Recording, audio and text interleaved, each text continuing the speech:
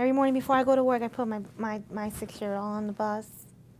And as well, that particular morning, it was God.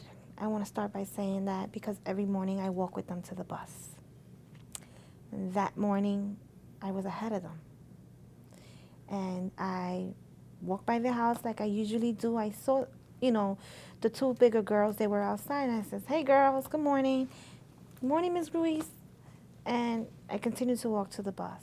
I stood in the bus stop for like about a minute or two, and then the bus come and pull up, and bus puts her hazards, and the stick in the front comes out, and my daughter was taking her first step on the bus when I hear the screeching of the car, and I looked like this, and I thought she was coming to the bus at first, and I was like, Jesus Christ, this is it, But she managed to swirl around the bus and got on the lawn of, the houses, and she hit the kids and the father, and they weren't even on the street, on the sidewalk. She was on their grass, and she hit them there. And when I turned, that I looked like this because it happened so fast. Like I saw two of the kids like airborne, and I immediately ran to them, and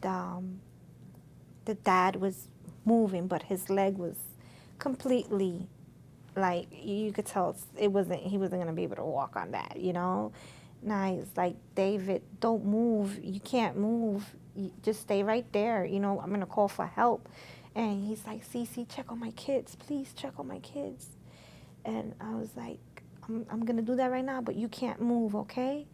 And I'm going to keep talking to you. Just keep talking to me, And he was like, okay, just check on them. And I checked on the girls, and they were moving. Like, I could see movement in their hands, the eyes moving. And I spoke to them, and I told them, we're going to get you help. You just keep moving. Just don't move too much, but let me know. I want to see your fingers moving. So at least I know that you're moving. While I went to check on the little boy. When I got to the little boy, he was the worst of everybody because he was unconscious. And by that point, I was already with 911, on the phone with them. And she's telling me check for a pulse. And I did that, and it was a very weak pulse at first.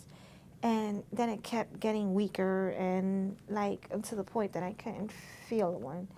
And I stated that to her. I said, I'm not feeling, the pulse is coming slower and slower. And she was like, well, start getting him ready and start to do CPR. And she's like, do you know how to do CPR?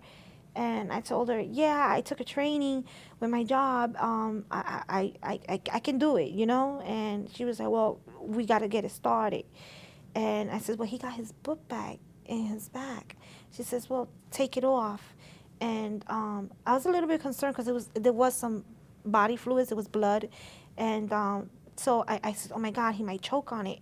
So I just took my 2 fingers and I just went in his mouth and I took what he had out because to me, I thought maybe that's why he doesn't have a pulse because he's choking. And I told her I did that. She says, you did good. Just take it out and just give him his 2 rescue breaths. And I gave him his 2 rescue breaths.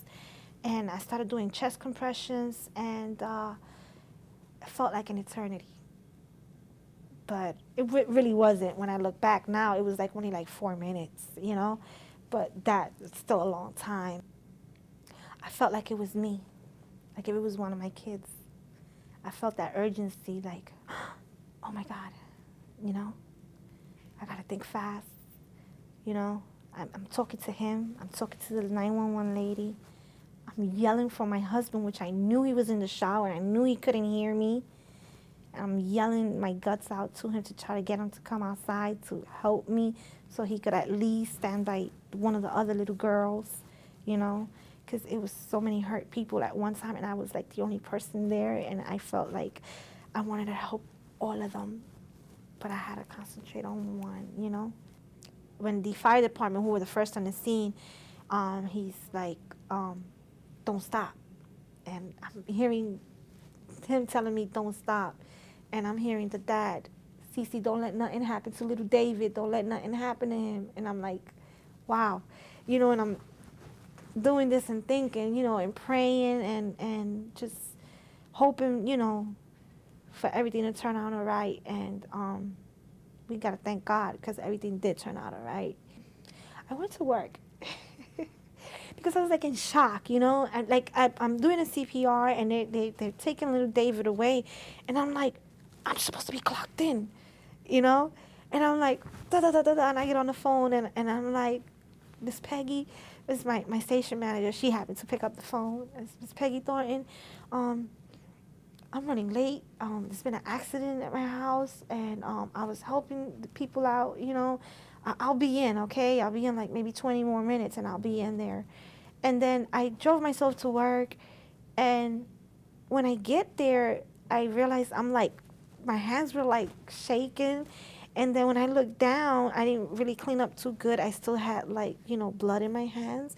And then that's when it really hit me when I was like, oh my God, I don't think I'll be able to work today. I'm like a nervous wreck over here. And she was like, no, I don't think you'll be able to work either, Cece. You're too shaky.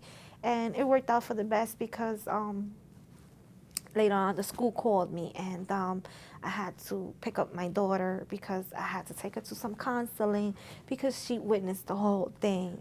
I mean, all the children on the bus saw, you know, what happened. So they had like in-school counseling for, you know, everybody that witnessed the accident, which was about 25 kids on the bus. But I'm very thankful because my job gave me the training for that. Had I not had that training, I don't know what would have happened because it would have been like 4 minutes that he wasn't, you know, pumping. His heart wasn't pumping. That really speaks to the need of people, the value of people getting certified and trained in CPR too, don't you think? Oh, I agree with you 100% on that. I think it's very important that everybody should, you know, get a training on that because it's just like the situation that presented towards me, you know, it could be something like that, or it can be at your very own home with, you know, your own relatives, you know, and you're able, you know, or in summertime, you know, pools, kids, you know, it's very handy, and I took advantage of that when they announced it at my job. They said, oh, any volunteers? I was like, I'm in there. You can count on me. I'll take the class. What is it about you letter carriers, do you think? I think one of the things is that we're out there every day seeing this. We walk the same path every day. So if something is out of order, we're gonna notice it. You know, on my walking route, I got a little trail. I've got it on the ground, and I know that that's the trail I walk through, you know. So it's just, you know, you know if somebody's box is full, you know, hey, what's going on over here? They usually pick up their mail, you know, things like that. You notice, you know, that car don't belong here. You know, you just observe a lot of things because after you do it for such an amount of time, you know who drives what, you know all the members of the family, and you get to know these people, you know. So. Are you surprised that there's so many heroes in the letter carrier community? I'm glad they are, more than surprised, because that goes to show to the public and to everyone, you know, that we're not just letter carriers. We're a little bit more than that, you know.